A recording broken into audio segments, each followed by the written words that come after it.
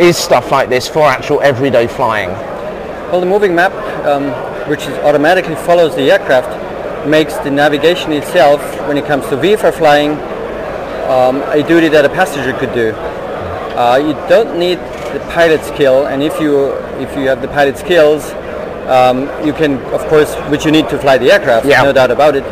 You have just much more head-up time, you have much more free time to concentrate on the other traffic, on the machine itself, on ATC. So it frees you up of other duties, basically. So you can actually enjoy flying, frankly, can't you? Sure, yeah. I mean, that seems to me one of the greatest things about GPS is that you can actually start looking out the window and not have to keep monitoring whether that little town was there the whole time. You can actually enjoy it and take in the view. That's the point of it, exactly. Yeah. So how effective are they? Because let's face it, people have driven around with car GPS systems, which are pretty cheap, aren't they? And they'll lose a signal and it'll reroute them around a different road and things like that. What's the difference between the kind of car system you've got and that? Well, it's very similar, but you could call them in the first place not as intelligent.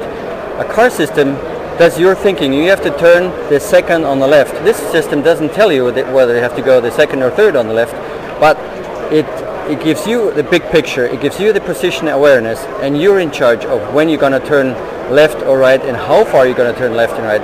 Because as a pilot, you're up in the air, and there is no definite road that you have to follow by the the meter or by the foot.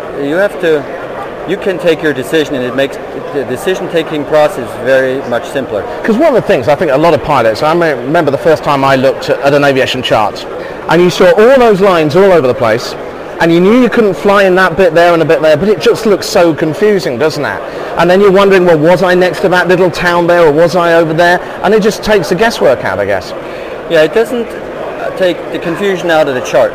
That you cannot take, but there is an extra confusion that you have to fight constantly as a pilot.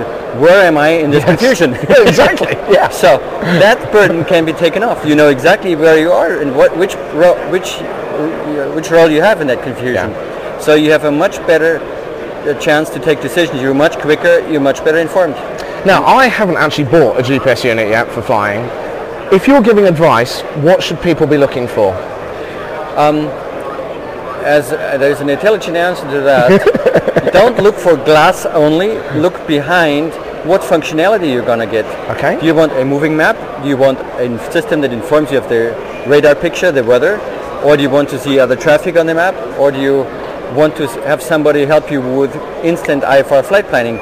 Now, the functionality behind the glass is really what you should look for, and what makes eventually pilot's life easier. So you want to actually make a list of, look, what do I need help with, or what would be useful to have, and then presumably you match that with budget. The more features you've got, the more... Yeah. Well, of course you have to match it and fit it to your budget, but I think people sometimes spend more of their budget than necessary because they're not fully aware of the features behind, and so my advice is to really optimize. Look what the best value you can get for money. Right. I would look for that. Yeah. Stefan, it's been an absolute pleasure having you on. Thank you very much for joining us. You're welcome. That's excellent. You stay there just for a second. Now, of course, we've been looking at a whole load of stuff here at AeroExpo London. We've got another show coming up for you tomorrow. But you might remember that Vicki mentioned right at the beginning of this show that I got covered in a bucket of water. There was a good reason. Just watch this. Andrew, we're talking about aircraft covers here. Why would you need an aircraft cover?